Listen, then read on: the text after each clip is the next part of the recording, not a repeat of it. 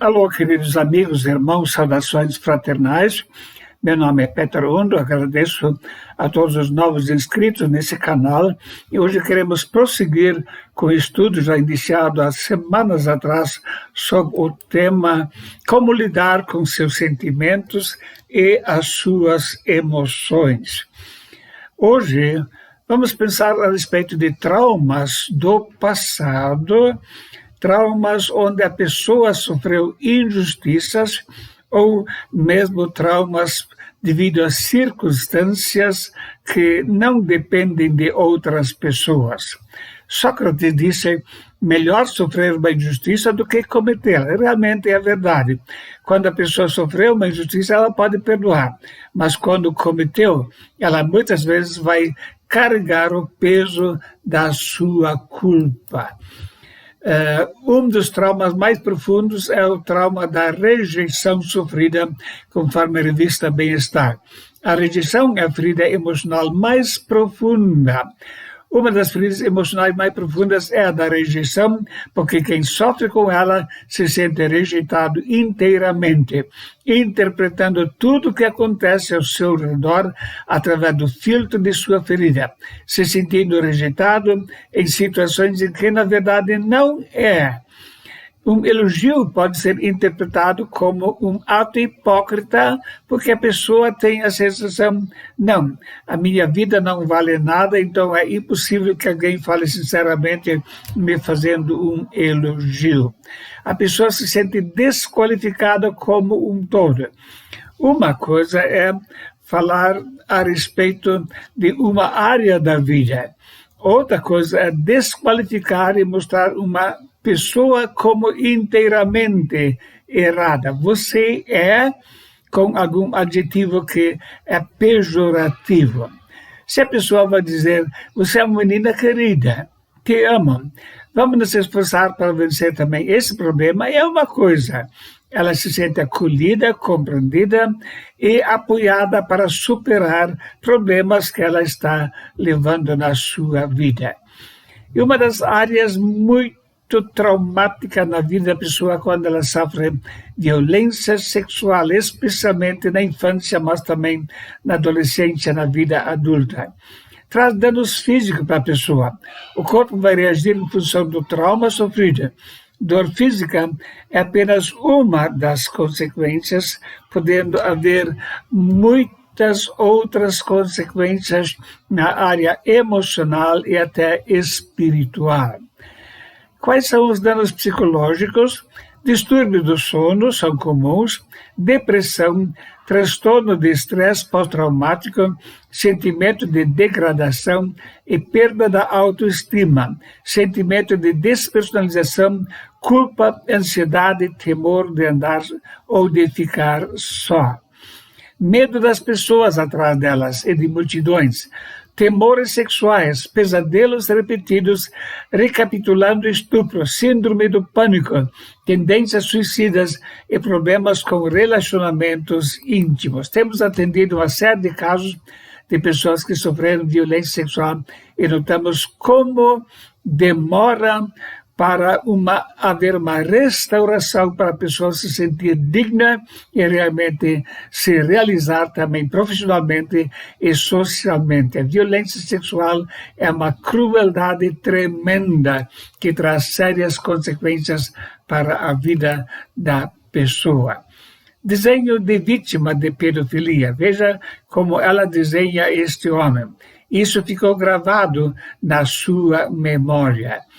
Quando as pessoas são forçadas a tocar as partes íntimas do agressor, isso também faz a pessoa se sentir desqualificada, impura, e ela vai levar isso na sua memória por muito tempo.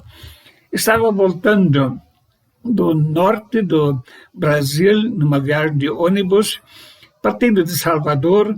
De noite, de repente, percebemos uma movimentação diferente num dos bancos do ônibus e percebemos que um rapaz estava forçando uma menina a masturbá-lo.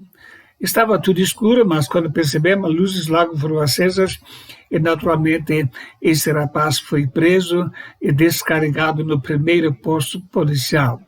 Mas eu fico imaginando quais são as memórias que esta menina vai carregar pelo resto da sua vida. Existem outros tipos de traumas também, injustiças que outros cometeram contra nós através de assaltos, de roubos e assim por diante. E um fato aconteceu no meio de parentes da minha família. A senhora Gilda Val Epp era uma pessoa extremamente ativa, dinâmica na igreja, tocava na orquestra de Curitiba, tinha coral de crianças, era muito ativa. E daí ela foi sequestrada. E alguns dias depois ela foi encontrada morta. E havia sofrido violência sexual.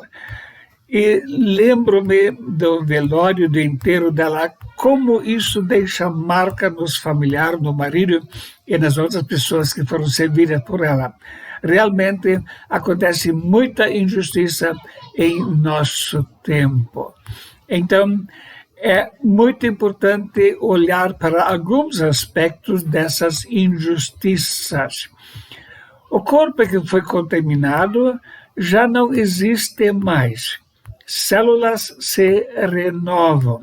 Então, muitas vezes a pessoa acha as suas partes íntimas como sendo contaminadas, mas as células se renovam constantemente, aquela célula já não existe mais. Então, embora o corpo passe por uma recauchutagem celular da cabeça aos pés em intervalos que variam entre 7 e 10 anos, vale lembrar que as células de diferentes órgãos e tecidos se renovam com ritmos diferentes, dependendo do quanto cada uma precisa trabalhar para desempenhar as suas funções. Mas a Bíblia mostra que a pessoa que é salva, ela é templo do Espírito Santo. Ou não sabeis que o vosso corpo é templo do Espírito Santo que habita em vós, proveniente de Deus, e que não sois de vós mesmos? Então a pessoa que sofreu violência sexual não deve pensar no seu corpo agora como algo imundo, mas deve olhar seu corpo como templo do Espírito Santo. Ele habita em nós e nós podemos agora glorificar a Deus com o nosso corpo. E muitas vezes a pessoa pensa que o corpo todo é imundo. Não, seu corpo não é imundo se você é uma pessoa salva por Cristo Jesus. Não precisa considerar seu corpo imundo, já foi renovado. Bem, tudo isso sem falar que também contamos com algumas células que não sofrem renovação ao longo de nossas vidas, como é o caso dos neurônios que compõem o córtex cerebral. Essa área é responsável por comandar funções relacionadas com memória, linguagem, pensamentos e consciência, e é por conta de seu envelhecimento que vão surgindo problemas degenerativos, como a demência, por exemplo. Mas isso também faz a pessoa lembrar os fatos que aconteceram.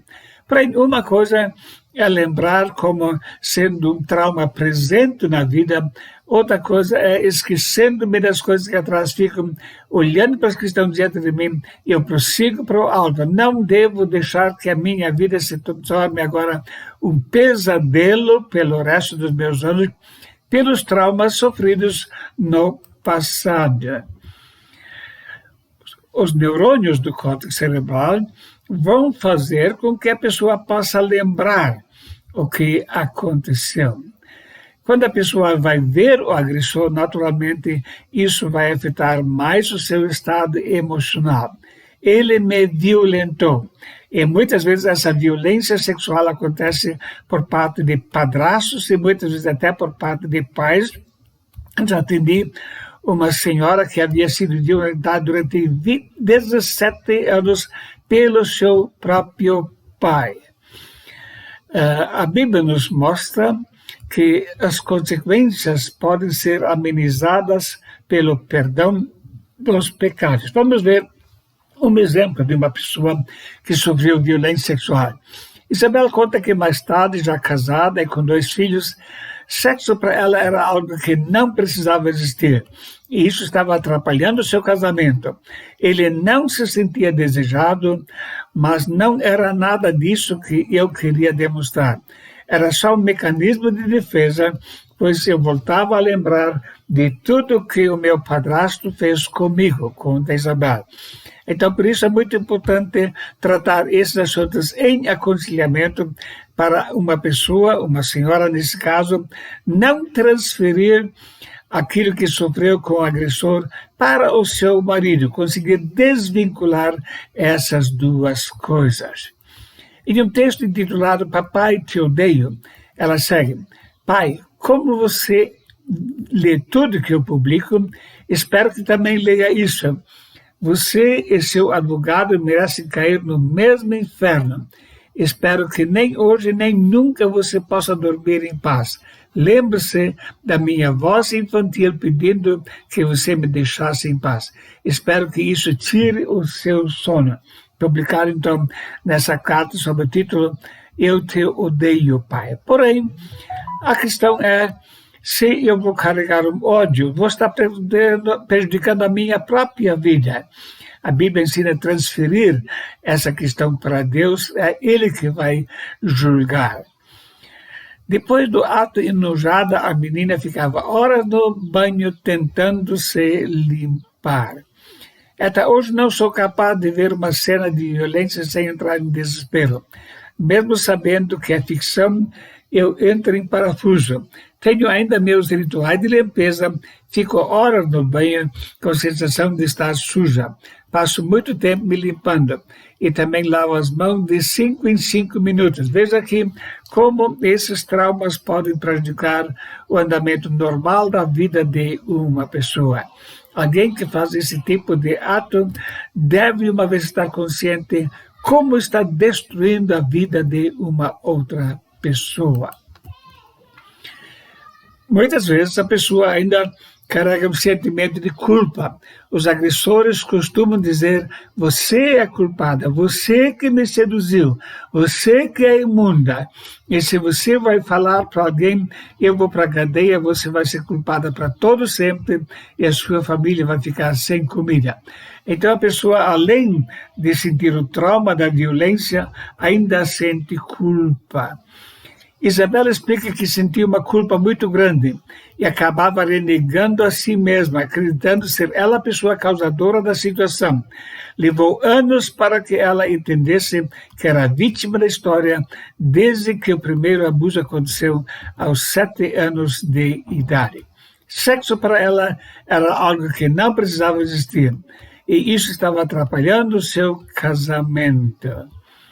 Então é muito importante tratar conflitos na área da sexualidade, para a pessoa conseguir desvincular a agressão que sofreu de um relacionamento genuíno dentro dos padrões da palavra de Deus com o seu marido. Muitas vezes existe desejo sexual impotente. A pessoa simplesmente não tem vontade de ter relações. Pode até amar o cônjuge, mas não tem vontade de ter relações. Muitas vezes, anorgasmia. A pessoa até tem um certo prazer, mas não chega ao orgasmo. Ou até vaginismo, onde existe uma contração vaginal tão grande que até a penetração é impossível.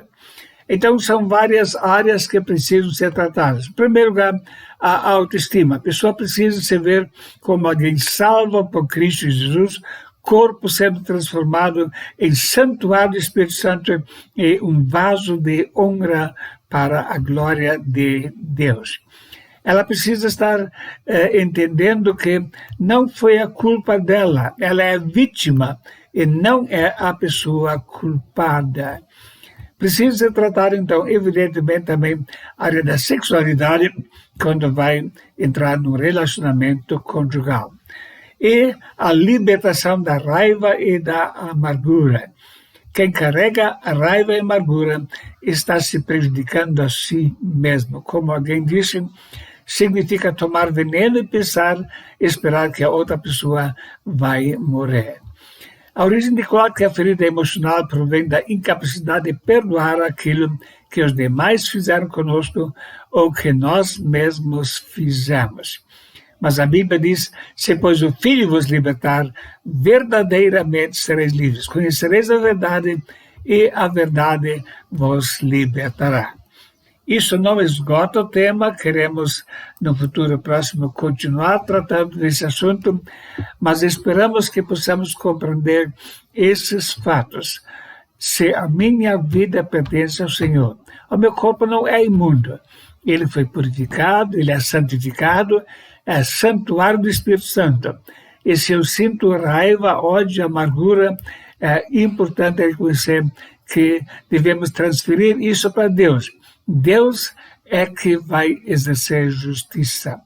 Não nos vingar a nós mesmos, mas Deus diz, minha é a vingança, eu retribuirei. Deus vai fazer justiça na hora certa, mas não devemos destruir o nosso estado emocional e o nosso estado espiritual por causa de acontecimentos que interferiram muito na nossa vida.